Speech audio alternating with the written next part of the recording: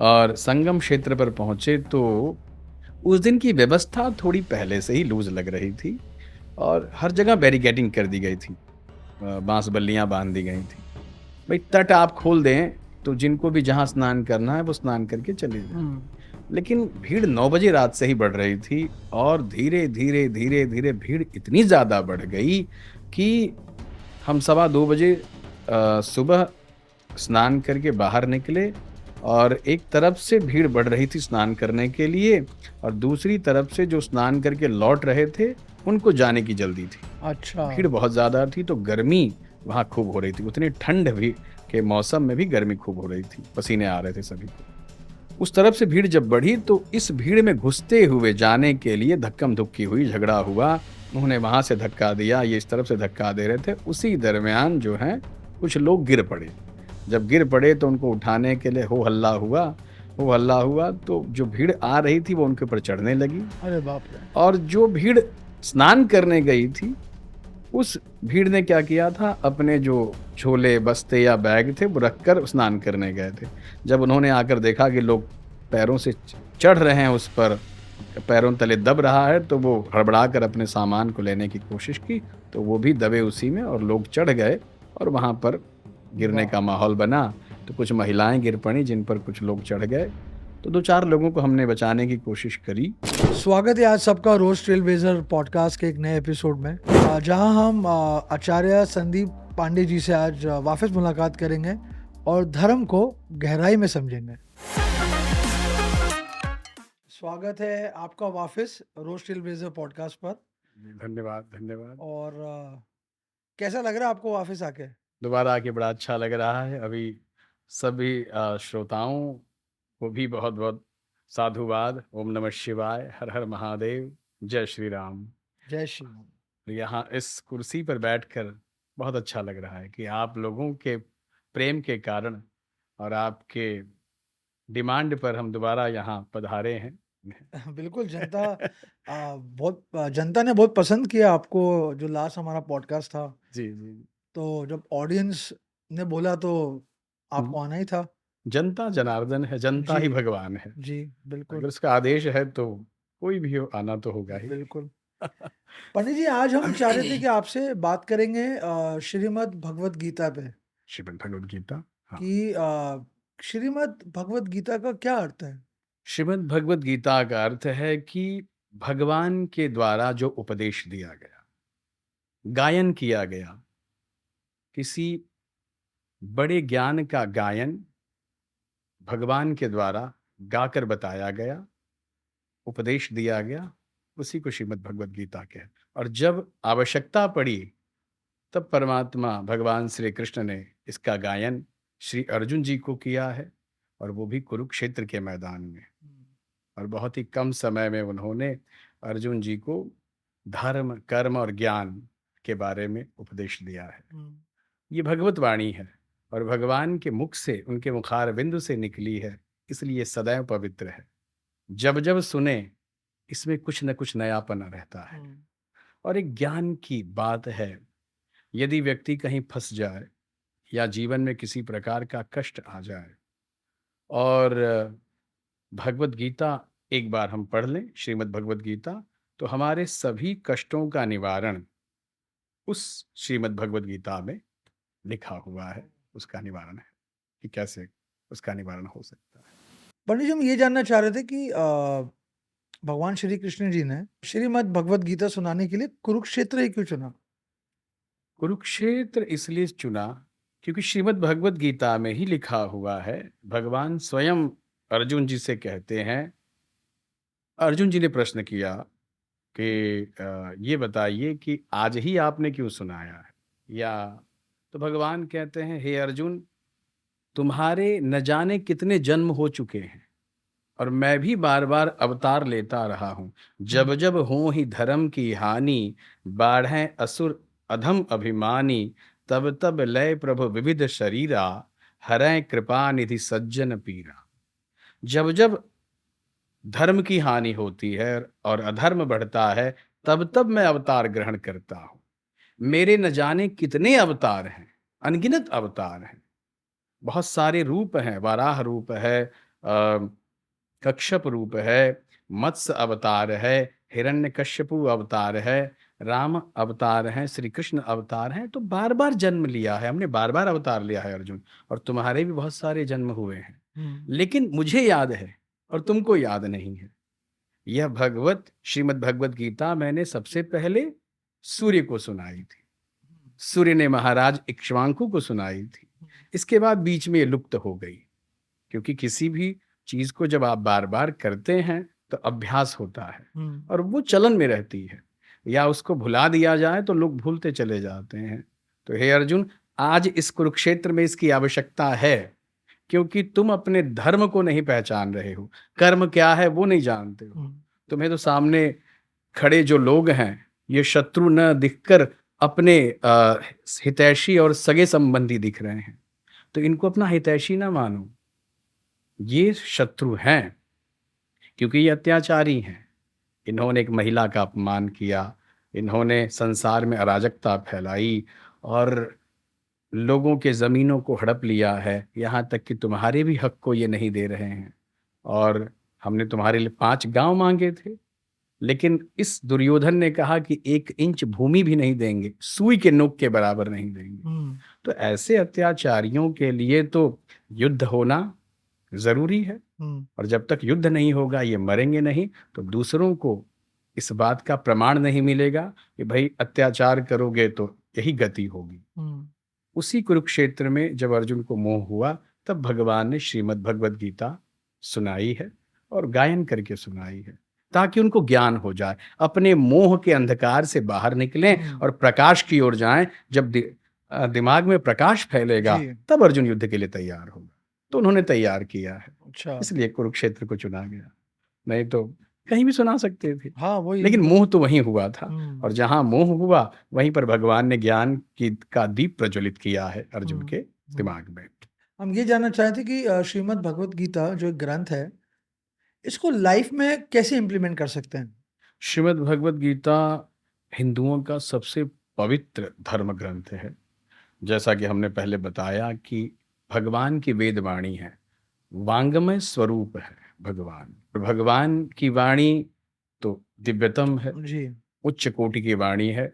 इसको समझने के लिए अच्छे गुरु के पास जाना होगा, और जो सच्चे गुरु हैं, गुरु ही आपको इसकी गुत्थियां सुलझाकर बता सकते हैं कि भगवान की वाणी कैसी है। भगवान की वाणी इस प्रकार है कि उसके कई अर्थ निकलते हैं। धर्म क्षेत्रे कुरुक्षेत्रे कहा है पहले ही श्लोक में। धृतराष्ट्र पूछ रहे हैं संजय से, अपने सारथी से, कि इस धर्म क्षेत्र और कुरुक्षेत्र में दोनों तरफ सेनाएं खड़ी हैं, ये बताओ कि मेरा पुत्र दुर्योधन क्या कर रहा है और मेरे अनुज पांडु के पुत्र क्या कर रहे हैं।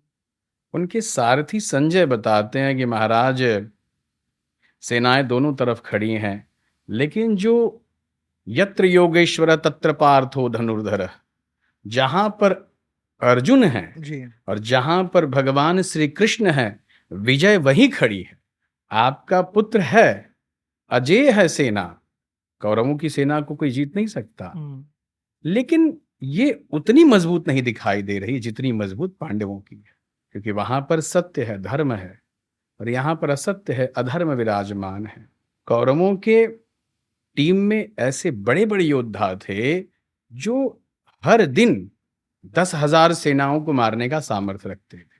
पितामह भीष्म ऐसे अकेले योद्धा थे जो रोज 10,000 सेनाओं को मार देते थे, और उनके रहते कौरव सेना अजेय थी, कोई जीत नहीं सकता था।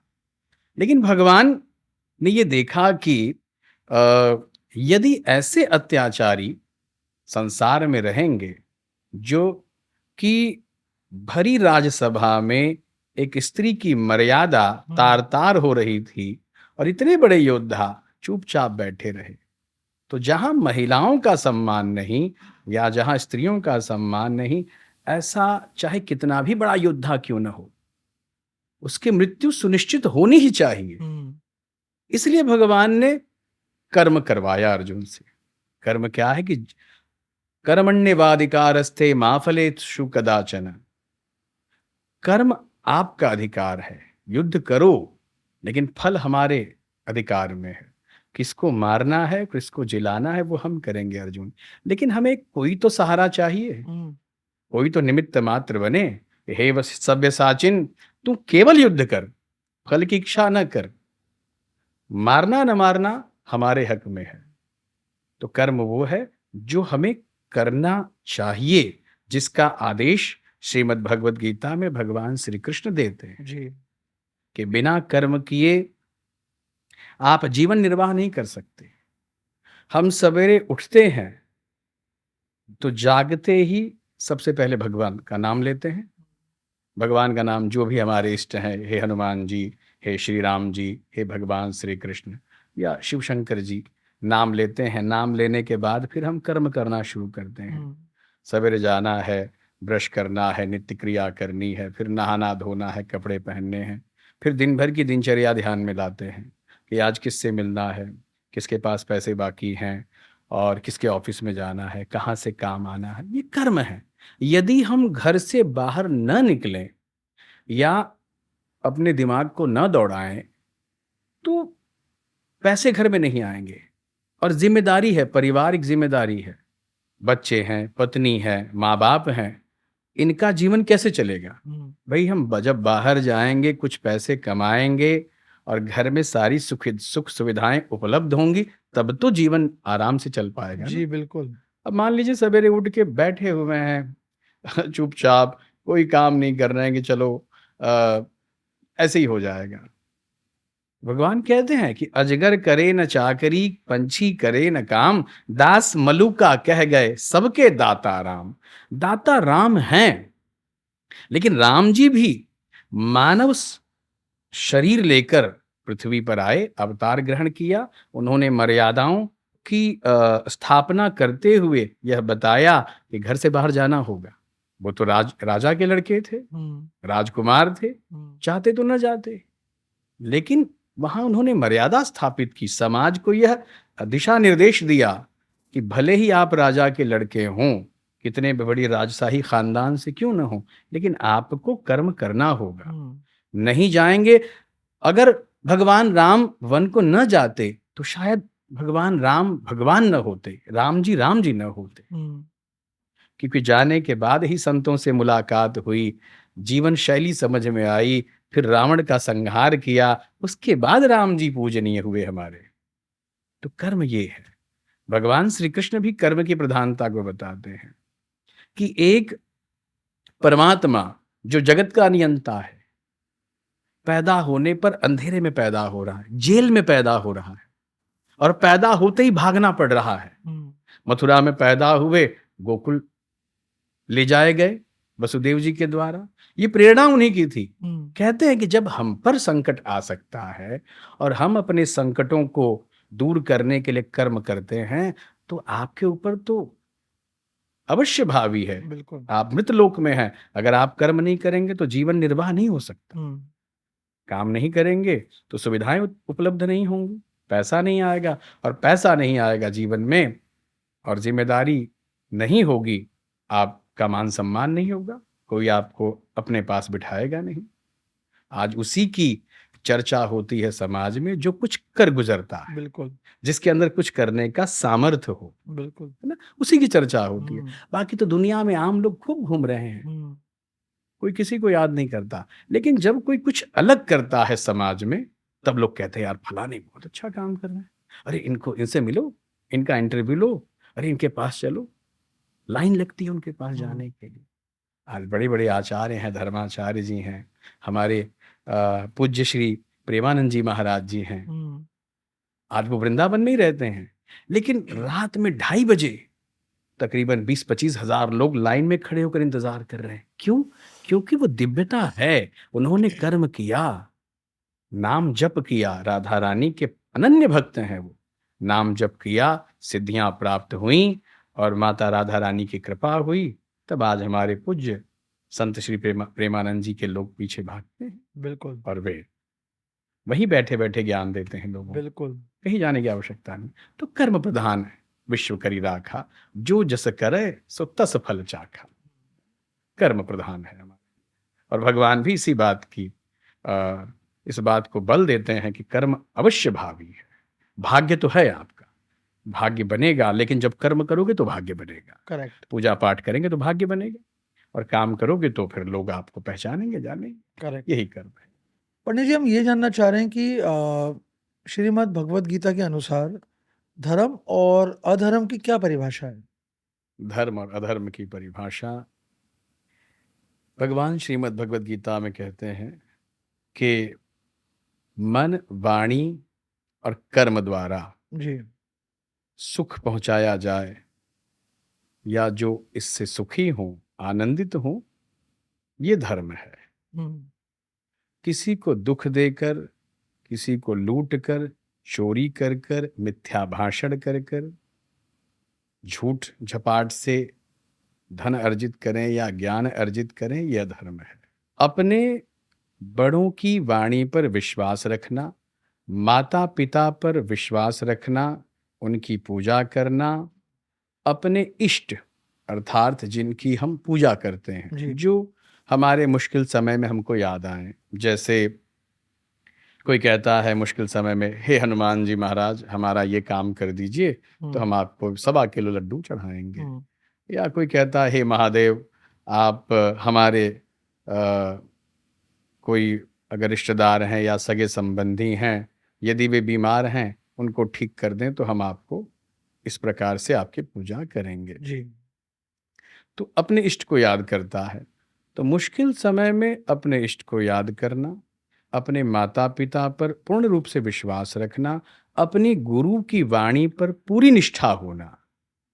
गुरु चाहे जैसा भी हो, लेकिन यदि आपने गुरु बनाया है तो उनकी वाणी पर विश्वास रखकर वो कार्य करना चाहिए। जी। मान लीजिए कोई मंत्र उन्होंने आपको दे दिया, ओम नमः शिवाय, जी। या ओम नमो भगवते वासुदेवाय, या जय श्री सीताराम। उन मंत्रों पर विश्वास रख के जब हम उस मंत्र का जप करते हैं, और विश्वास से ही धर्म है, और उनके द्वारा दिया हुआ मंत्र या उनके द्वारा कही हुई वाणी से ही हमारा कल्याण होगा, इस प्रकार की निष्ठा, विश्वास जो होता है, ये धर्म है। जी। धर्म परिवार को जोड़ता है। धर्म कहता है कि धर्मो रक्षति रक्षितः, आप हमारी रक्षा करेंगे तो हम आपकी रक्षा करेंगे। जैसे पिछले सेशन में हमने बताया था कि यदि हम धर्म की रक्षा करते हैं तो धर्म हमारी रक्षा करता है। धर्म क्या है?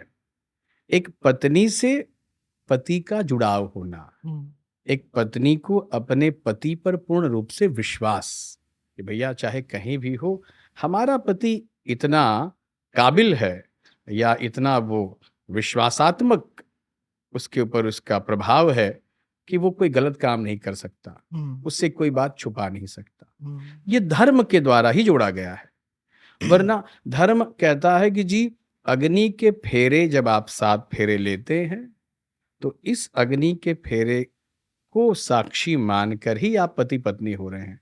ब्राह्मण की वेद वाणी के द्वारा जो मंत्र पढ़े गए, उन मंत्रों में उतना विश्वास है कि ये शादी हमारी पक्की है।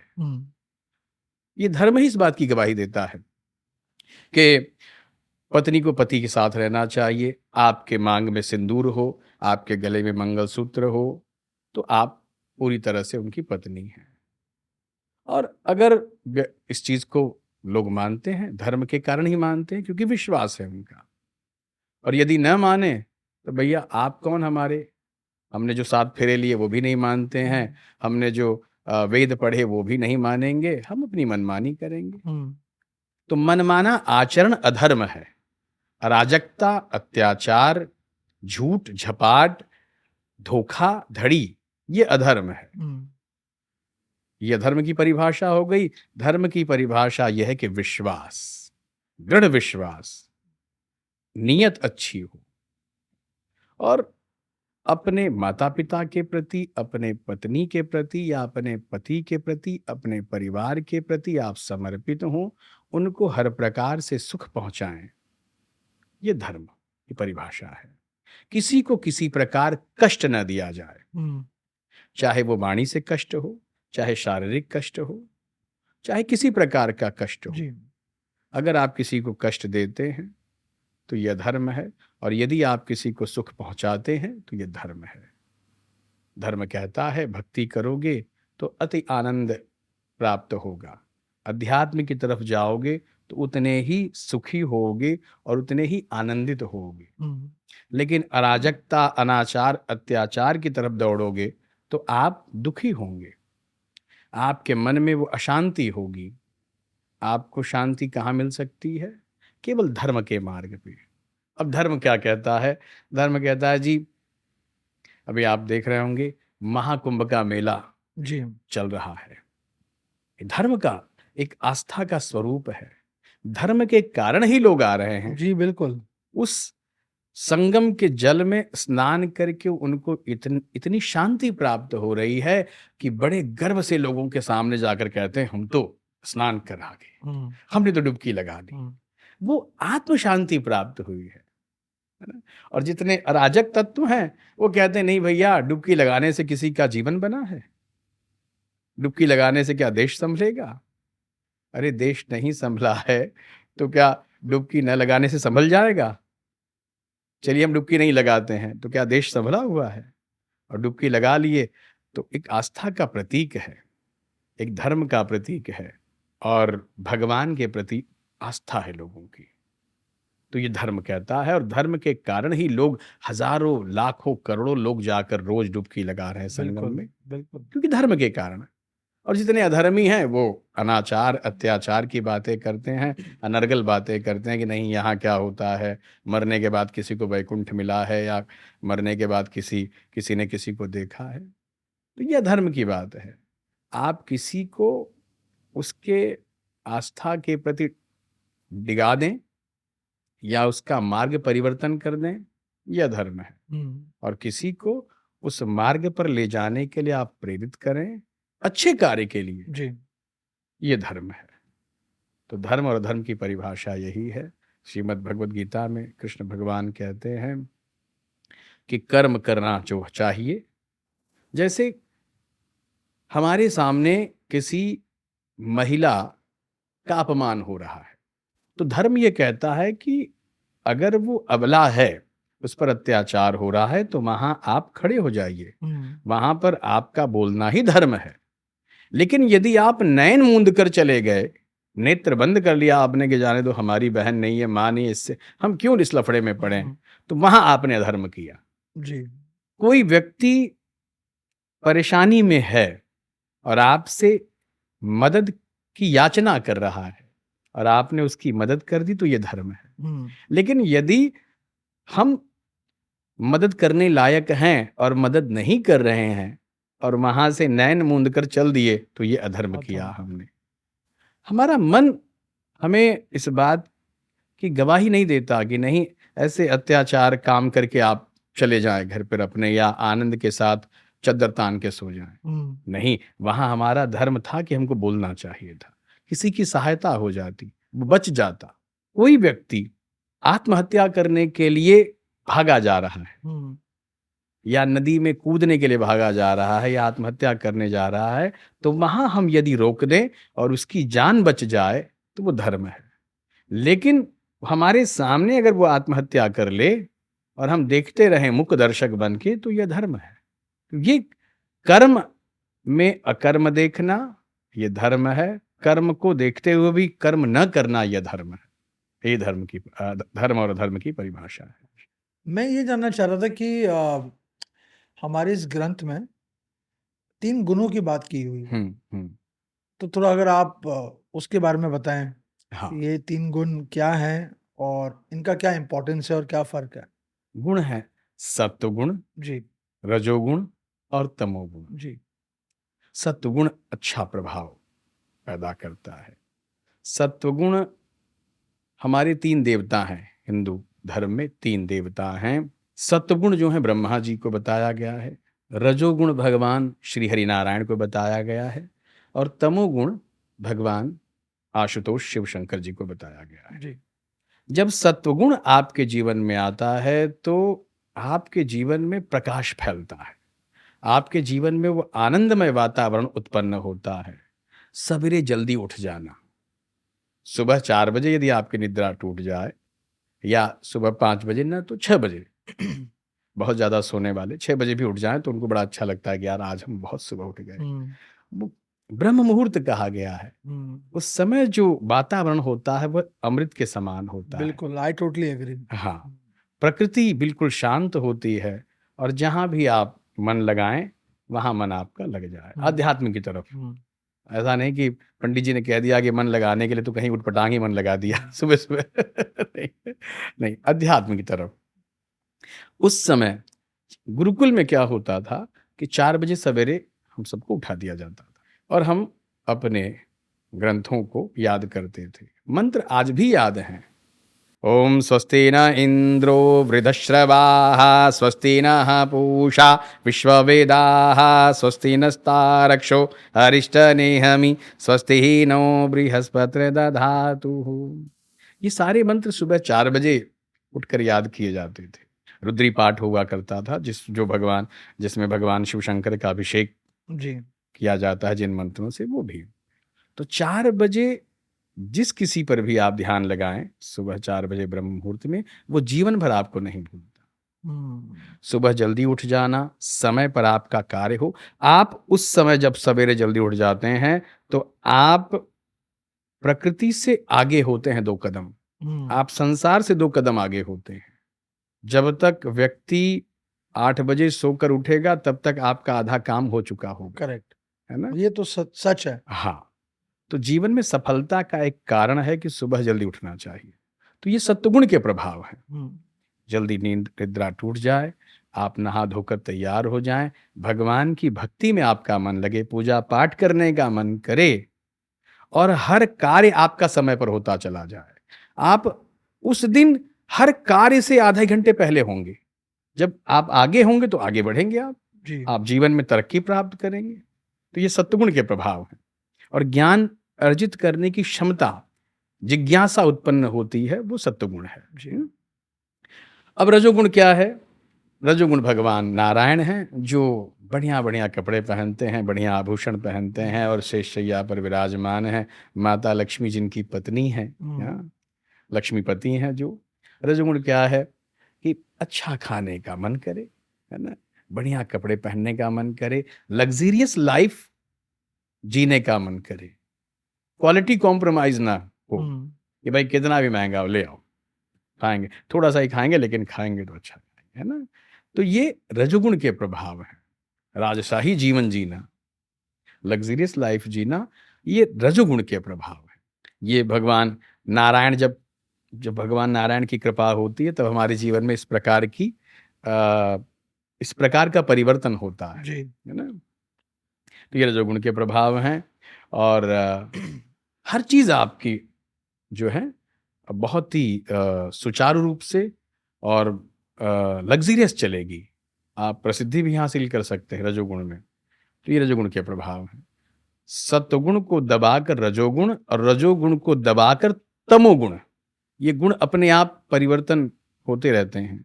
सत्वगुण जब आएगा तो धीरे-धीरे आप जल्दी उठेंगे, सारा काम जल्दी हुँ, करेंगे और समय पर आगे बढ़ते चले जाएँगे। तो जैसे-जैसे तरक्की मिलती जाती है, वैसे-वैसे आदमी थोड़ा-सा आलसी होता जाता है। जी। यार अब तो चलो आ गया है जीवन में, अब कोई वस्तु हासिल करने की उतनी इच्छा नहीं है, चलो जितना है पर्याप्त है। हुँ, आओ अब 10 बजे तक सोते हैं।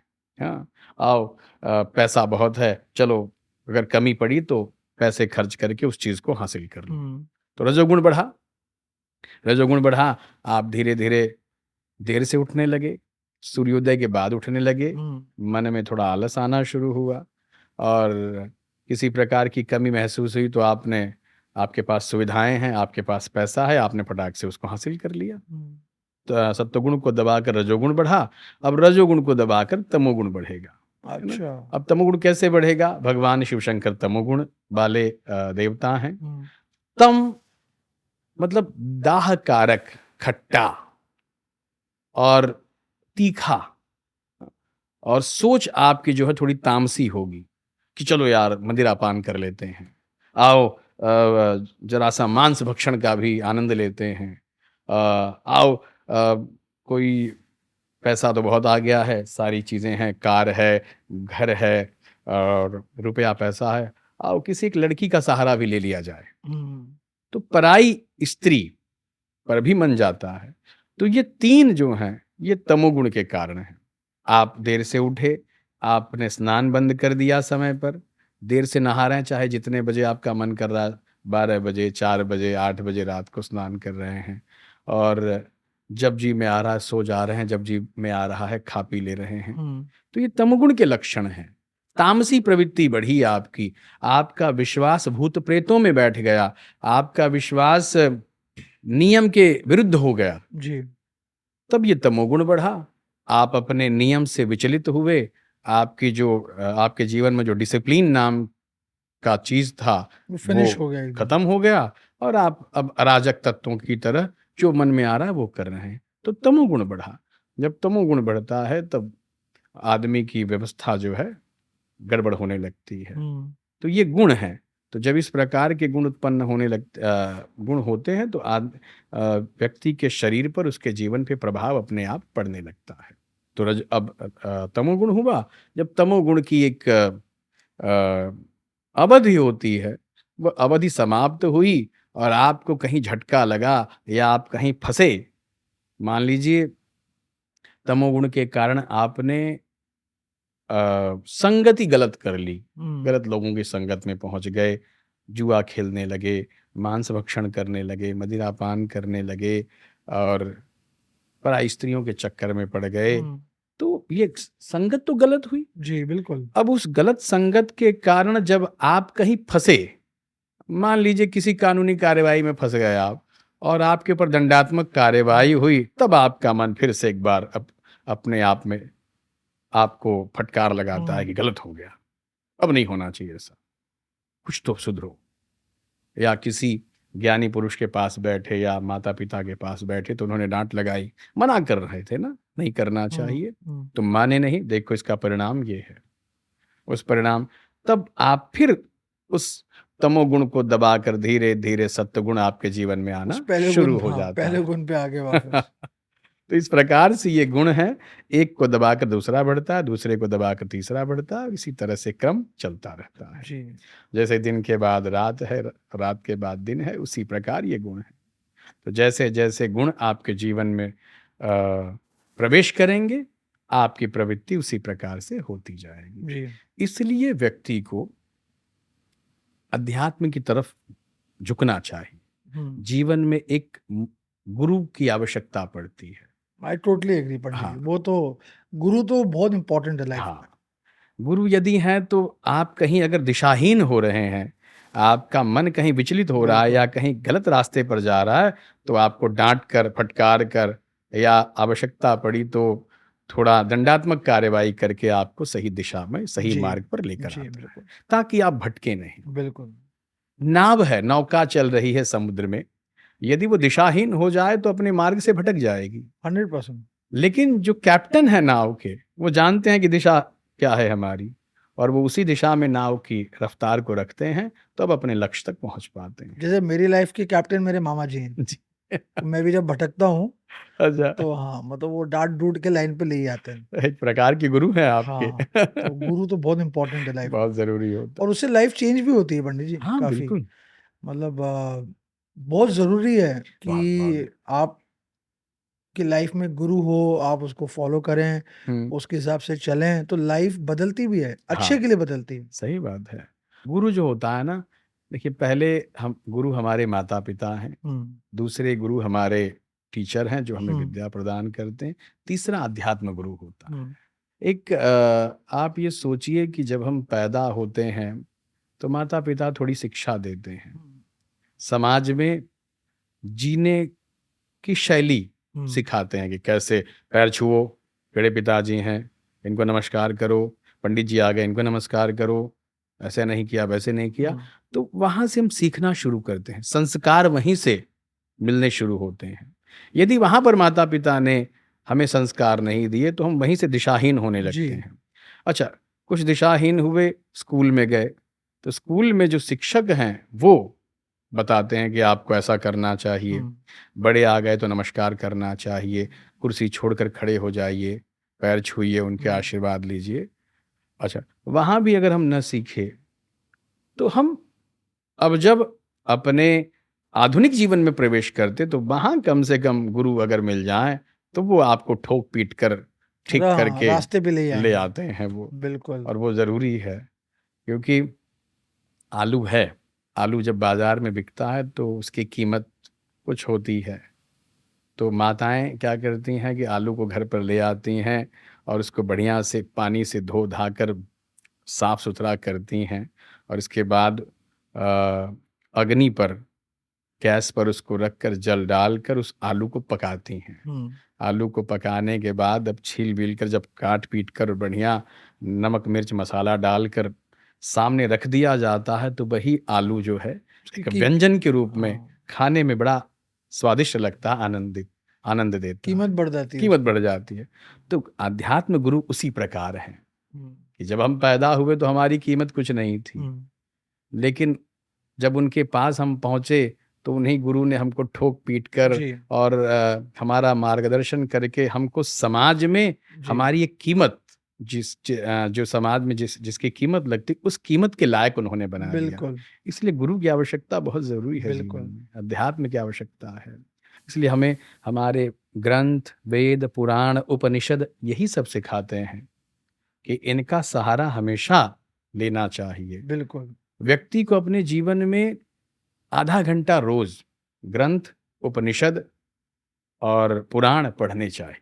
बिल्कुल। कोई न कोई अध्यात्म से जुड़ी किताबें या महापुरुषों की किताबें अवश्य आधा घंटा पढ़नी चाहिए। मुझे लगता है पंडित जी कि भगवत गीता भी स्कूल में इम्पोर्टेंट होनी चाहिए।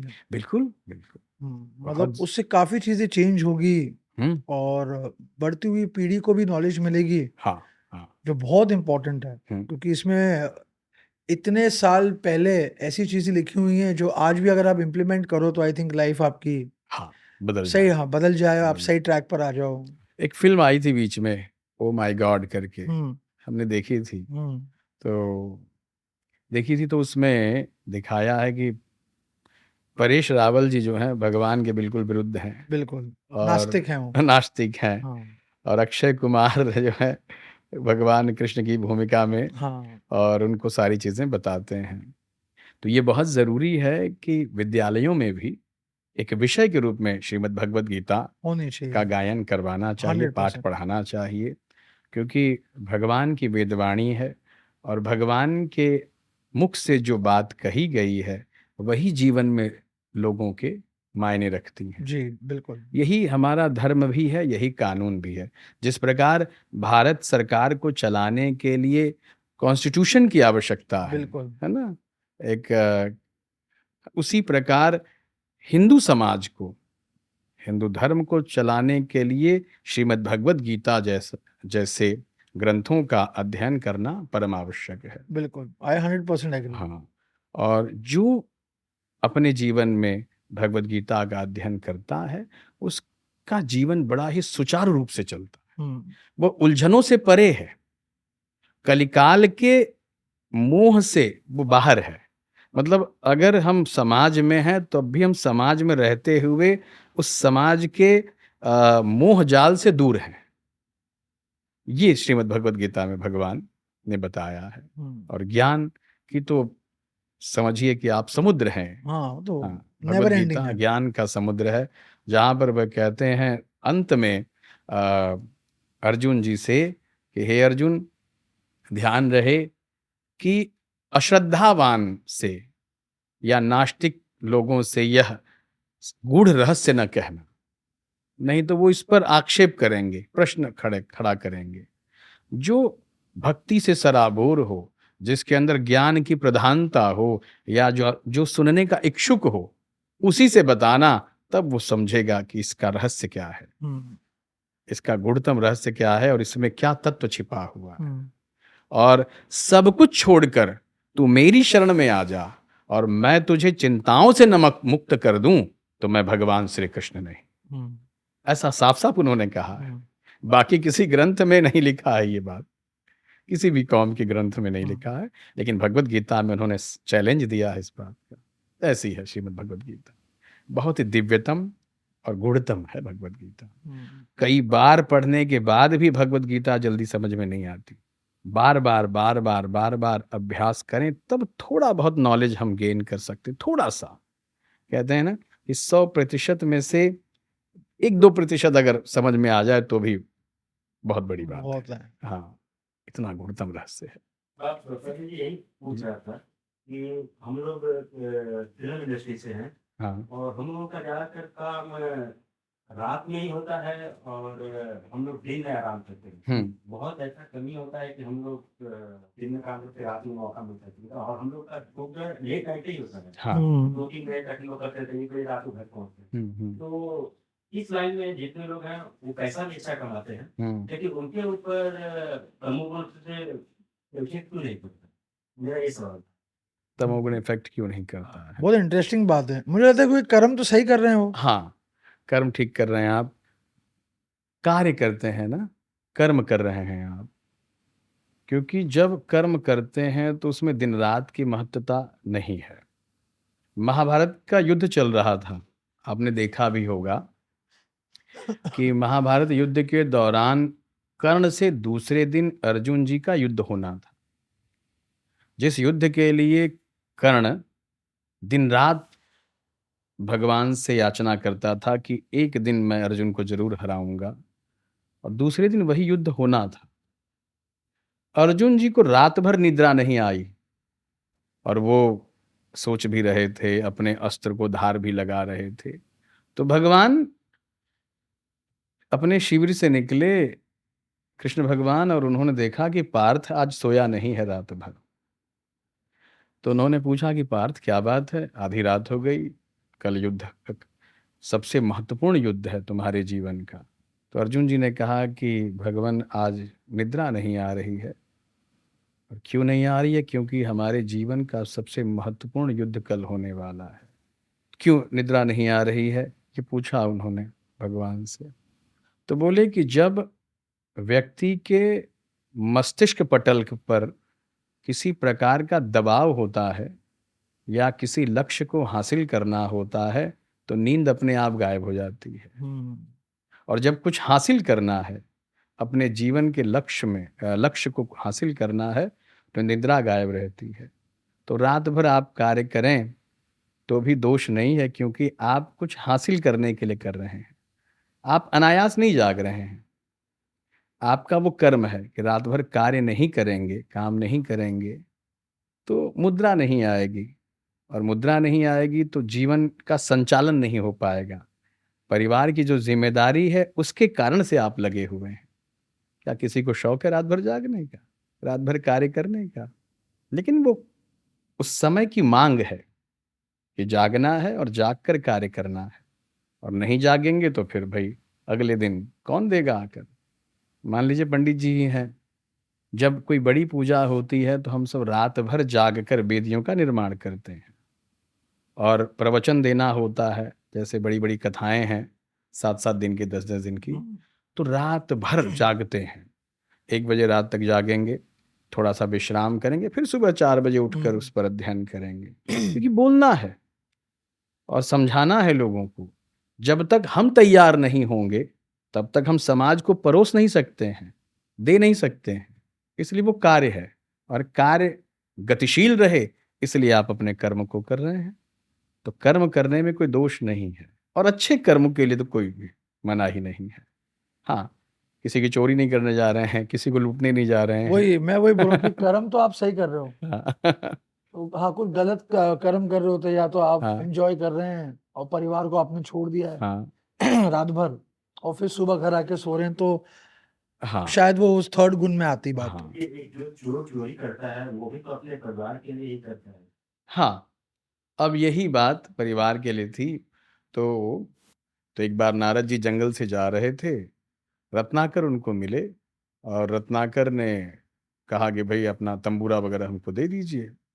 और नारद जी ने कहा तंबूरा लेकर क्या करोगे? हम संतों का खजाना ही यही है, इस पे राम नाम की धुन लगाते हैं, नारायण नारायण करते हैं, क्या करोगे ले जाकर? रत्नाकर ने कहा अपने परिवार का पालन पोषण करेंगे और आपका ये तंबूरा बेचकर हम अपने फैमिली की जीविका चलाएंगे। नारद जी ने सोचा कि भटका हुआ व्यक्ति है, इसको कुछ ज्ञान दे दिया जाए।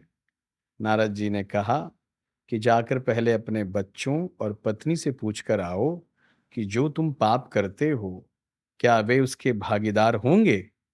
अगर मान लो तुमको सजा मिल गई तो क्या वो भी तुम्हारे साथ फांसी पर लटकेंगे।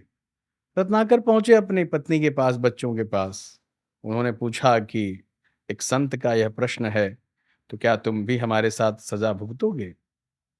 पत्नी ने कहा सुनो जी वो सजा केवल आप भुगतेंगे, क्योंकि हम आपकी जिम्मेदारी हैं। आपने विवाह किया है, हमारे पालन पोषण की जिम्मेदारी आपकी है और बच्चे को पालने की जिम्मेदारी आपकी है। हम क्यों जाएं आपके साथ जेल। तब रत्नाकर खुल गए, ज्ञान चक्षु खुले, नारद जी के पास आए। उन्होंने कहा कि महात्मा जी, बेटे और पत्नी ने तो मना कर दिया है, तो कोई ऐसा मार्ग बता दीजिए जिससे हमारा कल्याण हो। तो नारद जी ने उन्हें राम नाम की शिक्षा दी, लेकिन पाप इतना अधिक था कि राम नाम उनके जिह्वा पर आ नहीं रहे थे। तब नारद जी ने कहा मरा मरा जपो, उल्टा नाम जगत जप जाना, बाल्मीक भय ब्रह्म समाना। और वही रत्नाकर नाम के डाकू जो थे, आगे चलकर ऋषि वाल्मीकि बने। तो कर्म अच्छा करना, अब जैसे आप मेहनत करके कमा रहे हैं तो ये अच्छा कर्म है, क्योंकि जिलाना है लोगों को, पालना पोसना है, ये हमारी जिम्मेदारी है। लेकिन अब इसका ये मतलब नहीं कि उनको जिलाने के लिए हम चलें किसी अच्छे व्यक्ति को चाकू दिखाकर या गन पॉइंट पर उनसे लूट लें और लाकर बच्चों को खिला दें। तो वो तो आपने पाप किया और पाप करके लाकर उनको खिला दिया, वो तो खाकर मस्त हो गए, लेकिन यदि आप पकड़े गए तो भुगतना तो आपको है। तो क्यों न हम अपने कल्याण के मार्ग को प्रशस्त करते हुए अच्छा कार्य करें और अच्छा काम करके तब अपनी जिम्मेदारी का वहन करें, ताकि कभी मान लीजिए फंस भी गए या लेखा जोखा हुआ तो कम से कम हमको भुगतना ना पड़े। अगर चोरी करते हुए पुलिस वाले ने पकड़ लिया तब तो पत्नी तो नहीं जाएगी साथ में जेल में बेटा तो नहीं जाएगा। भाई, खुद की सोच बदलने वाली बात बदलने होती है। वाली बात है कि हम किस कर्म द्वारा कैसे रुपया कमा रहे हैं और कैसे हम अपने लोगों को खिला रहे हैं। और देखिए, रुपया भी जो है ना, कई मार्गों से आता है। कुछ रुपए में खून लगा होता है, कुछ रुपए में दलाली होती है, कुछ रुपए में पाप का अंश होता है। तो इस वजह से धर्माचार्यों ने, हमारे वेद पुराणों ने कहा कि साहब आपकी कमाई का 10वां हिस्सा जो है दान के रूप में जाना चाहिए।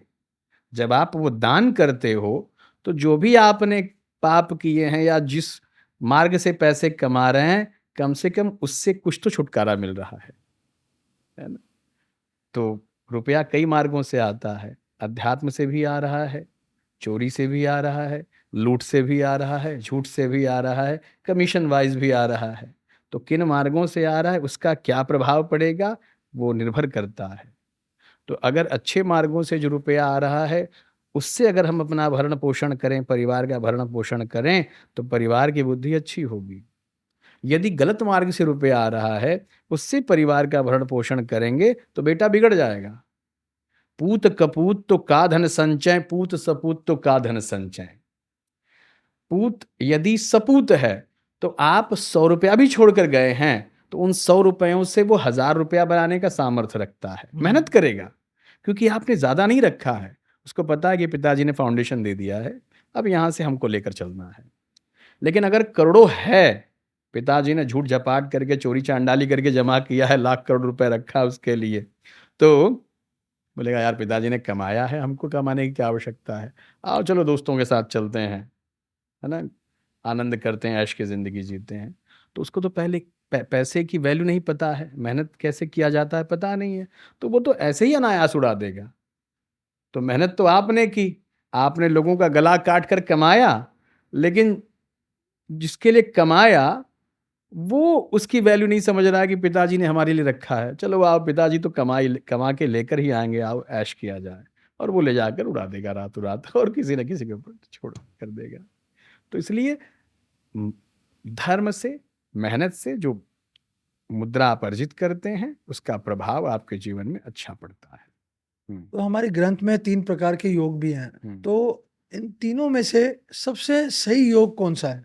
देखिए, कर्म योग, भक्ति योग और ज्ञान योग। जी। तो योग के बारे में भगवान श्री कृष्ण कहते हैं कि ज्ञान योग सबसे उत्तम योग है। कर्म योग में कर्म की प्रधानता बताई गई है कि कर्म करते हुए आप गृहस्थ आश्रम में रहते हुए भी भगवान का ध्यान करें। जी। कर्म योग है। अपनी जिम्मेदारियों को निभाते हुए ईश्वर पर केंद्रित रहें। कर्म योग हो गया। भक्ति योग, भक्ति है जैसे जैसे आपका मन भगवान में लगता जाता है, आपकी पूजा पाठ की अवधि बढ़ती जाती है। मान लीजिए पहले आपका मन किया कि चलो भगवान को प्रणाम कर लिया जाए, रोज आप प्रणाम करने लगे, थोड़ी थोड़ी अपने उस आध्यात्म की स्थिति से ऊपर उठे। जी। ऊपर उठे तो मन ने कहा कि यार प्रणाम से ही काम नहीं चलेगा, आओ धूप भी जलाया जाए। धीरे धीरे आप धूप जलाना शुरू किए। धूप जलाते जलाते फिर आपके मन में आया कि थोड़ा सा और कुछ किया जाए और बैठा जाए। तो मन ने कहा कि भगवान को दीपक भी दिखाया जाए। दीपक दिखाना शुरू किया आपने। दीपक दिखाते दिखाते मन में हुआ कि भगवान को स्नान भी करा देते हैं। स्नान कराने लगे आप। स्नान कराते कराते मन में उठा कि भगवान को भूख भी लगती है, भोग लगाया जाए। तो थोड़ा सा कोई पदार्थ आप जो भी है भगवान के लिए भोग लगाने लगे। तो आपकी प्रगाढ़ता जो है भक्ति योग में बढ़ने लगी और भगवान को जानने की प्रबल इच्छा आप में उत्पन्न होने लगी। जी। भगवान है कौन, भगवान करते क्या हैं, भगवान का स्वरूप क्या है। सच्चिदानंद स्वरूपाय विश्वोत्पत्त्यादि हेतवे तापत्रय विनाशाय श्री कृष्णाय वयम नमः। जो सच्चिद आनंद है, जिसकी सत्ता निरंतर है, जब कुछ भी नहीं था तब भी भगवान थे, सब कुछ है तब भी भगवान है, और जब कुछ नहीं रहेगा तब भी भगवान रहेंगे। ये सरकार उन्हीं की चल रही है। सूर्य अपने समय पर आते हैं जाते हैं, चंद्रमा अपने समय पर उदित होते हैं अस्त होते हैं, हवाएं उनके दिशा निर्देश पर चल रही हैं, अग्नि उनके दिशा निर्देश पर प्रज्वलित हो रही है, वायु उनके दिशा निर्देश पर है, और आकाश से जो वर्षा होती है वो भी उनके दिशा निर्देश पर होती है। तो जिस प्रकार आधुनिक समाज में सरकार सत्ता चला रही है, उसी प्रकार भगवान की सत्ता है जी। और उनकी सत्ता के अनुसार ही सारी चीजें चल रही हैं। तो धीरे धीरे भक्ति योग बढ़ा आपका, भगवान की को जानने की इच्छा जगी, आपने अध्यात्म की किताब पढ़नी शुरू कर दी, गुरुओं के पास बैठना शुरू कर दिया आपने, ब्राह्मणों से कुछ ज्ञान अर्जित करना शुरू किया। तो भक्ति की प्रगाढ़ता जितनी बढ़ती है उतना समय आपका भगवान में खर्च होने लगता है जी। और वही सबसे उत्तम समय है। अब धीरे धीरे जब भक्ति बढ़ने लगी तो मन में हुआ कि अच्छा प्रसाद कैसे चढ़ाएंगे, कौन सा मंत्र बोलेंगे, अच्छा दीपक दिखाएंगे तो कौन सा मंत्र बोलेंगे, या हम धूप दिखा रहे हैं तो कौन सा मंत्र बोले। तो धीरे धीरे मंत्रों के जो राग हैं, जो सुर हैं, वो भी आप ध्यान से सुनने लगे। सच्चिदानंद स्वरूपाय, थोड़ा सा अच्छा लगा कि कुछ पंडित जी ने अच्छा बोला है। ओम चंद्रमा मनशो जात चक्षुः, तो वो वेदवाणी है, वो अच्छा लगा कि आखिर बोलते क्या है। तो आपने उस जानने के प्रोसेस में जानने की इच्छा जगाई और आपने सोचा कि ये कौन सा मंत्र बोलते हैं, हमको भी करना चाहिए। तो आप बैठे ब्राह्मणों के पास या गुरु के पास, तो गुरु जी फिर आपको सिखाते हैं। भोजन बनाने तो आता है ना, पूजा करने सभी जानते हैं, हर कोई अपने हिसाब से पूजा करता है, कोई हाथ जोड़ लेता है, कोई कुछ चढ़ा देता है, कोई कुछ चढ़ा देता है, कोई अगरबत्ती दिखाकर कार्य कर लेता है। लेकिन भक्ति मार्ग में यदि ज्ञान का तड़का लग जाए, जैसे दाल बनी हुई है, दाल में आपने छौंका लगा दिया बढ़िया जीरा और कुछ हींग वगैरह डाल के, तो दाल स्वादिष्ट हो जाती है। तब खाने का अलग ही मजा होता है, भोजन का, भोग पाने का। तो जब भक्ति के मार्ग में ज्ञान का तड़का लग जाता है तो वही भक्ति आपकी और ज्यादा प्रगाढ़ हो जाती है और ज्यादा आपकी उन्नति करती है। तो कर्म कर्म आपने किया कि पूजा करेंगे, भगवान की मूर्ति को स्नान कराएंगे, नहलाएंगे, धुलाएंगे, और इसके बाद हुआ कि दिया बत्ती की जाए, थोड़ा ध्यान लगाया जाए, थोड़ी मेडिटेशन की जाए, योग किया जाए, और कर्म हुआ। कर्म के बाद पूजा पाठ का समय आया, उसके बाद आप ज्ञान में जी प्रतिष्ठित हो गए। और ज्ञान से ये पता चला कि जी ऐसे भगवान को नहलाने का ये मंत्र है, और भगवान को इस तरह से नहीं नहलाते। एक थाली में तुलसी का पत्र रखिए, तुलसी के पत्र पे लाल जी को बिठाइए, भगवान श्री कृष्ण को, और इसके बाद गंगा जल या अपने नॉर्मल जल से ओम गंगाय नमः, यमुनाय नमः, है ना, सरस्वत्यै नमः, ऐसे करते हुए जल से स्नान कराएंगे तो और अच्छा लगता है कि यार हम कुछ कर पा रहे हैं। तो ज्ञान है, जब ज्ञान का तड़का लग जाता है तो भक्ति मार्ग और सुगम हो जाती है और सुलभ हो जाती है। कर्म भक्ति योग, कर्म योग, भक्ति योग और ज्ञान योग। जी तो कर्म से भक्ति जगी, भक्ति से फिर ज्ञान हुआ, और ज्ञान जब उदय हुआ तो भगवान कहते हैं ज्ञानी ही हमारा श्रेष्ठतम भक्त कहलाता है।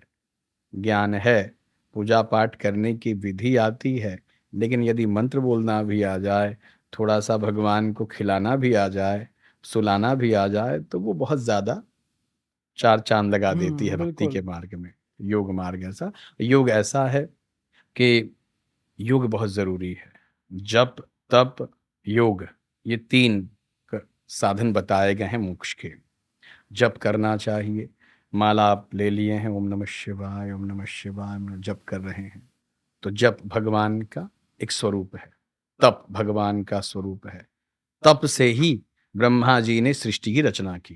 तप, जब सृष्टि उत्पन्न हुआ, सब जगह जल ही जल था, तो ब्रह्मा जी भगवान नारायण के नाभि कमल से उत्पन्न हुए, और कमल था, कमल के नीचे जल ही जल था, अपार जल राशि थी। उस जल राशि में उनको कुछ सूझ नहीं रहा था कि कहाँ जाएं, क्या करें। तब आकाशवाणी हुई, तप तप। तो तप करना जब उन्होंने शुरू किया तो उससे उनकी बुद्धि प्रगाढ़ हुई और सृष्टि की रचना का संचालन उन्होंने। तो जप, तप और योग। योग है जैसे हमारे शरीर में 7 चक्र हैं, जी उन 7 चक्रों को यदि जगा दिया जाए तो आपके पास 8 सिद्धियां और 9 निधि प्राप्त हो जाएंगी। अच्छा हाँ, 7 चक्र है ना, मूलाधार, स्वादिष्ठान, उसके नाम हैं सारे 7 चक्रों के। और यहाँ पर जो है आज्ञा चक्र है। आज्ञा चक्र में आप आते आते आपके जो 7 इंद्रियां, 7 चक्र हैं, वो खुल जाते हैं। जब खुल जाते हैं तो आपकी शक्ति प्रबल हो जाती है। सामने वाला क्या सोच रहा है बता सकते हैं, हम दीवार के पीछे क्या बात हो रही है सुन सकते हैं, मच्छर के समान आप स्वरूप पकड़ सकते हैं, विराट स्वरूप ले सकते हैं आप, और आप जिसके बारे में जो कह दें वो हो जाएगा, वो बात सत्य हो जाएगी। ये 8 प्रकार की सिद्धियां हैं, तो 7 चक्र खुलते हैं। तो ये योग से हो सकता है, और व्यक्ति को योग करना चाहिए। कुंभक रेचक पूरक, सवेरे जब उठें पूजा पाठ के बाद व्यक्ति को थोड़ी देर कमलासन पर बैठकर दाहिने अंगूठे से अपने दाहिने नासिका छिद्र को दबाते हुए श्वास खींचनी चाहिए। इसको पूरक, कुंभक, रेचक, पूरक कहते हैं। आपने श्वास ली और फिर अपने अनामिका और कनिष्ठिका से इसको दबाया, बाएं नाक को, और थोड़ी देर श्वास को रोका आपने। रोकने के बाद फिर भगवान शिव का ध्यान करते हुए दाहिनी नासिका से उस वायु को छोड़ देते हैं। तो इससे नाड़ी शोधन होता है। अच्छा और जैसे जैसे ये अभ्यास बढ़ने लगेगा तो उसी प्रकार से आपका ध्यान किसी भी विषय वस्तु पर या किसी भी कार्य पर केंद्रित होना शुरू हो जाएगा। ये योग मार्ग है, और योग मार्ग सबसे उत्तम मार्ग है। और योग मार्ग के बाद ज्ञान का मार्ग। ज्ञान जो है, ज्ञान कैसे अर्जित होगा? जब तक कि आप किसी महापुरुष के पास नहीं बैठेंगे तब तक ज्ञान अर्जित नहीं होगा। और एक बार ज्ञान हो जाए तो जीवन में आनंद ही आनंद है। मान लीजिए आप कैमरामैन हैं, आप गर्भ से तो सीख कर नहीं आए थे, कोई तो गुरु था आपका बताने वाला, और जब गुरु ने बता दिया कि भाई ये स्विच इस दबाने से ये रिकॉर्ड होगा, ये दबाने से ये बंद होगा, उससे ज्ञान उत्पन्न हुआ जी। और उसके ज्ञान द्वारा आप अब इसको ऑपरेट कर पा रहे हैं। तो ज्ञान मार्ग अति उत्तम है, सुलभ है। पंडित जी, आप अभी महाकुंभ अटेंड करके आए हैं, जी, जी, जी, हाँ। तो मैं चाहता हूँ कि वहाँ की जर्नी की बात हो और आपको कैसा लगा, वहाँ पे व्यवस्था कैसी थी? महाकुंभ तो बड़ा दिव्यतम और भव्यतम था और बड़ा ही आनंद आया। हाँ, कई करोड़ लोगों ने आस्था की डुबकी लगाई और व्यवस्था बड़ी अच्छी है वहाँ की। माननीय मुख्यमंत्री श्री योगी जी जो हैं, उन्होंने बहुत अच्छी व्यवस्था कर रखी है। किसी भी व्यक्ति को परेशानी का सामना नहीं करना पड़ रहा है। हाँ, एक बात है कि लोग पैदल की बात कहते हैं कि बहुत पैदल चलना पड़ रहा है, बहुत पैदल चलना पड़ रहा है। तो ये है कि इतना बड़ा महाकुंभ है, वो तकरीबन 25-30 किलोमीटर के दायरे में फैला हुआ है। और भी चीज़ें हैं जो कई किलोमीटर के दायरे में फैली हैं। तो यदि जिनको देखने की इच्छा है, अखाड़ों को देखने की इच्छा है, नागा साधुओं को देखने की इच्छा है, महात्माओं को देखने की इच्छा है, तो उनको देखने के लिए तो वाहन से चलना तो संभव नहीं है। तो आपको पैदल ही चलकर उनके दर्शन करने होंगे।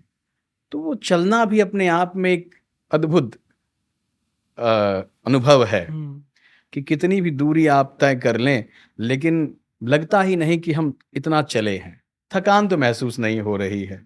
और जो कहते हैं प्रयागराज में इस समय स्वर्ग का वातावरण बना हुआ है और रात्रि के समय तो जो अद्भुत दिव्यतम नज़ारा है, वहाँ का जो दृश्य है, वो कहते नहीं बन रहा है कि चाहे जिस दिशा में आप चले जाएं, हर हर महादेव के नारे हो रहे हैं, हर हर महादेव के, हर हर गंगे, हर हर महादेव, जय श्री राम के नारों से गूंज रहा है।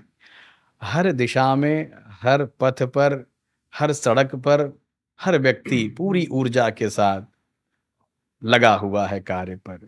कोई आस्था की डुबकी लगाने के लिए दौड़ा जा रहा है, कोई लगाकर वापस आ रहा है और कोई लगाकर संतुष्ट है, किसी को आत्म शांति मिल रही है। तो बड़े से बड़े लोग और बुजुर्ग से बुजुर्ग लोग वहाँ पहुँच रहे सब हैं। आ रहे हैं, हाँ, सब आ रहे हैं। सब आ रहे और इस समय अध्यात्म का केंद्र ही प्रयागराज जी बने हुए हैं। हैं। श्री प्रयागराज जो हैं तीर्थों के राजा हैं। काशी, पुरी, अवंतिका, द्वारावती, अयोध्या, सप्ते मोक्षदायिका, इस तरह से जी। श्लोक आता है। तो प्रयागराज तीर्थों के राजा हैं और जो बाकी पुरियां हैं वो उनकी पत्नियों के रूप में हैं। तो जो भी श्री प्रयागराज जी में पहुंच रहा है, वहां आस्था की डुबकी लगा रहा है और लगाने के बाद सीधे बाबा विश्वनाथ के दर्शन करने जा रहा है और बाबा विश्वनाथ के तुरंत बाद भगवान रामलला के दर्शन कर रहा है। अच्छा। तो इस समय उत्तर प्रदेश में इतनी भीड़ है, इतनी भीड़ है, इतने लोग वहां पहुंच रहे हैं, न जाने कहाँ से पहुंच रहे हैं कि लोग कहते हैं कि महाराज इस समय तो मतलब उत्तर प्रदेश का भाग्य ही जगा हुआ है। आप मुझे एक किस्सा बता रहे थे हाँ, कि थोड़ी भगदड़ मच गई थी वहां पे। मैं चाह रहा हूँ अगर सबके साथ शेयर करें हाँ, तो। हाँ। 29 तारीख की रात मौनी अमावस्या थी। हम सब 27 तारीख की रात वहां पहुंच गए थे। 28 की शाम को हमने दशाश्वमेध घाट पर डुबकी लगाई और बहुत सारी डुबकियां लगाई। बड़ा आनंद आ रहा था। जितनी डुबकी लगाएं उतनी आत्म शांति प्राप्त हो रही थी। तो हमने तकरीबन 50-60 डुबकी लगाई अच्छा। और हमने सबके नाम की डुबकी लगाई। हमने कहा हमारे साथ जितने लोग जुड़े हैं, हे प्रयागराज जी महाराज, सबका कल्याण हो, सबकी गाड़ी अच्छे से चलती रहे। घर आए, 20 किलोमीटर पैदल चलकर हम अपने गेस्ट हाउस पहुंचे। तो वहां पर जो कुछ लोग थे लोकल, उन्होंने कहा महाराज जी आज मौनी अमावस्या है, आइए रात को आपको ले चलते हैं, वीआईपी स्नान कराएंगे। तो हमने मना कर दिया था। हमने कहा कि कल सुबह जाएंगे, अभी तो थके हुए हैं। लेकिन उन्होंने इतना ज़्यादा इंसिस्ट कर दिया कि रात को 9 बजे निकले। थोड़ा सा भोजन प्रसाद लिया, रात को 9 बजे निकले वहाँ से और संगम क्षेत्र पर पहुँचे। तो उस दिन की व्यवस्था थोड़ी पहले से ही लूज लग रही थी। और हर जगह बैरिकेडिंग कर दी गई थी, बांस बल्लियां बांध दी गई थी। भाई तट आप खोल दें तो जिनको भी जहां स्नान करना है वो स्नान करके चले जाएं। लेकिन भीड़ 9 बजे रात से ही बढ़ रही थी और धीरे धीरे धीरे धीरे भीड़ इतनी ज्यादा बढ़ गई कि हम 2:15 बजे सुबह स्नान करके बाहर निकले और एक तरफ से भीड़ बढ़ रही थी स्नान करने के लिए और दूसरी तरफ से जो स्नान करके लौट रहे थे उनको जाने की जल्दी थी। अच्छा। भीड़ बहुत ज्यादा थी तो गर्मी वहां खूब हो रही थी, उतनी ठंड भी के मौसम में भी गर्मी खूब हो रही थी, पसीने आ रहे थे सभी को। उस तरफ से भीड़ जब बढ़ी तो इस भीड़ में घुसते हुए जाने के लिए धक्कम धुक्की हुई, झगड़ा हुआ, उन्होंने वहां से धक्का दिया, ये इस तरफ से धक्का दे रहे थे। उसी दरमियान जो है कुछ लोग गिर पड़े। जब गिर पड़े तो उनको उठाने के लिए हो हल्ला हुआ तो जो भीड़ आ रही थी वो उनके ऊपर चढ़ने लगी। अरे बाप रे। और जो भीड़ स्नान करने गई थी उस भीड़ ने क्या किया था, अपने जो झोले बस्ते या बैग थे वो रखकर स्नान करने गए थे। जब उन्होंने आकर देखा कि लोग पैरों से चढ़ रहे हैं उस पर, पैरों तले दब रहा है, तो वो हड़बड़ा कर अपने सामान को लेने की कोशिश की तो वो भी दबे उसी में और लोग चढ़ गए और वहां पर गिरने का माहौल बना। तो कुछ महिलाएं गिर पड़ी जिन पर कुछ लोग चढ़ गए। तो 2-4 लोगों को हमने बचाने की कोशिश करी, लेकिन जैसे ही बचाने के लिए आगे बढ़े दबाव और बढ़ा। तो हमने कहा भैया हम थोड़ा दूर हो जाएं, नहीं तो पता चला कि कहीं हम भी न दब जाएं इसी में और फिर बाद में नाम ना आने लगे कि यही तो वहाँ विराजमान थे। तो इसलिए हम भी थोड़ा दूर हट गए और काफ़ी भगदड़ हो गई थी। बस प्रशासन चुस्त दुरुस्त था तो उसने वहाँ संभाल लिया चीज़ों को, लेकिन काफ़ी नुकसान हो गया था उस दरमियान। एक सिलेंडर भी ब्लास्ट हुआ था शायद। सिलेंडर हमारे पहुंचने से पहले ब्लास्ट हुआ था, 18 अच्छा। तारीख को ब्लास्ट हुआ था। उसमें भी हम सब यहीं थे मुंबई में, तो हमने भी टीवी पर न्यूज़ देखी थी कि हाँ, सिलेंडर वो है। ब्लास्ट हुआ था। तो उसमें बताया जा रहा है किसी ने कुछ हरकत करी थी इसके कारण। तो उसकी जांच चल रही है, वो जांच सामने आ जाएगी तो पता चल जाएगा। बाकी बड़ा अच्छा अनुभव रहा और महाकुंभ में तो हम समझते हैं कि सभी को जाना चाहिए, एक बार तो एक्सपीरियंस करना ही अनुभव चाहिए। लेना ही चाहिए। 144 वर्ष के बाद यह महाकुंभ लगा है और बड़े से बड़े लोग, अच्छे से अच्छे लोग और जो बुजुर्ग हैं वे भी, बच्चे भी, हर कोई डुबकी लगाकर उसमें प्रसन्न है। और अधिक करके तो क्रेज ये है कि भैया सोशल मीडिया का ज़माना है। जब कोई जा रहा है तो अपनी फ़ोटो और वीडियो बनाकर जब सेल्फी सोशल ले रहा है। मीडिया पे डाल रहा है, तो यदि उनके सगे संबंधी देख रहे हैं तो सोचते हैं अरे भाई फलाने चले गए, हम तो नहीं गए अभी तक, चलो आओ चलें। तो देखा-देखी भी लोग जा रहे जा हैं। रहा है। तो एक कहावत है कि देखा-देखी पुण्य, देखा-देखी पाप। तो उस कारण से भी लोग जा रहे हैं। तो ये कुंभ का अनुभव रहा और बड़ा ही दिव्यतम है, भव्यतम है।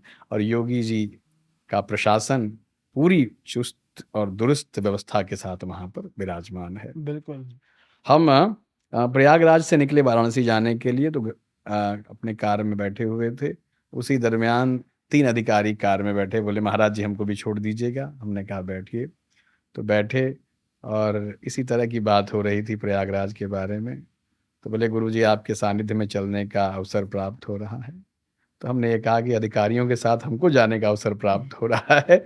जो कोई देखेगा कि पुलिस वाले लेकर पंडित जी को जा रहे हैं तो एक हमारे लिए गौरव का अनुभव है। तो वे उतरे, पैर वैर छुए, आशीर्वाद लिए, फिर अपने कार्य को गए। बोले इस समय महाराज जी हम लोग बहुत बहुत मेहनत कर रहे हैं। हमने कहा कि आपके मेहनत के कारण ही यह महाकुंभ सफल हो रहा है। सबकी सेफ्टी भी देखनी है हाँ, उनको। सबकी छुट्टियां रद्द कर दी गई हैं, सभी लोग अपने कार्य में कार्यरत हैं और बड़े से बड़ी कंपनियां लगी हैं, बटालियन लगी हुई है कार्य को सफल बनाने में और सफल हो रहा है धीरे धीरे। बिल्कुल। पंडित जी आई थिंक नहीं आप कुछ बोले थे, बोलिए ना। हाँ, तो ये महाकुंभ जो है बहुत अच्छा अनुभव रहा हमारा। हम काफी दिनों तक वहां रहे, पूजा पाठ करी, कथा श्रवण की, है ना, और अच्छा रहा सब कुछ। तो आई थिंक हम एंड की तरफ आ ही गए हैं जी आज के जी। पॉडकास्ट में। हाँ और हाँ। बहुत अच्छा लगा आपसे भगवत गीता के बारे में बात करके, चर्चा करके, और कैसे हम दोनों को लगता है कि ये स्कूल में भी स्टार्ट होनी चाहिए। होनी चाहिए, हाँ, होनी ताकि चाहिए। इसको क्या अगर लाइफ में इम्प्लीमेंट करें तो काफ़ी काफ़ी सुधार आ सकता है। सुधार आ सकता है, जी, समाज सुधर जी, जाएगा, आने वाली पीढ़ियां सुधर जाएंगी, जी, बच्चों में अच्छे संस्कार आ जाएंगे, अपने माता पिता के प्रति श्रद्धा उत्पन्न होगी, धर्म के प्रति जागरूक जी, होंगे और एक बेहतर समाज निर्माण होगा। और भविष्य अच्छा होगा आने वाली पीढ़ियों का। करेक्ट। हम्म। तो बस एक लास्ट रिक्वेस्ट है कि मेन कैमरा में देख के एक बार बोल दीजिए कि लाइक शेयर सब्सक्राइब करें। जी, आप सभी से अनुरोध है कि आप सभी रोज ट्रेल ब्लेजर पॉडकास्ट को लाइक करें, सब्सक्राइब करें और अधिक से अधिक ज्ञान अर्जित करें। इसी प्रकार के ज्ञान की बातें आपको बताई जाएंगी। आप घर बैठे अध्यात्म का आनंद ले सकते हैं और लीजिए और ज्ञान की बातें सीखिए, स्वयं भी सीखिए, बच्चों को भी सिखाइए और उनको बताइए भी। बहुत बहुत धन्यवाद। हरिओम, नमस्कार, हर हर थैंक यू पंडित महादेव। जी, थैंक यू सो मच।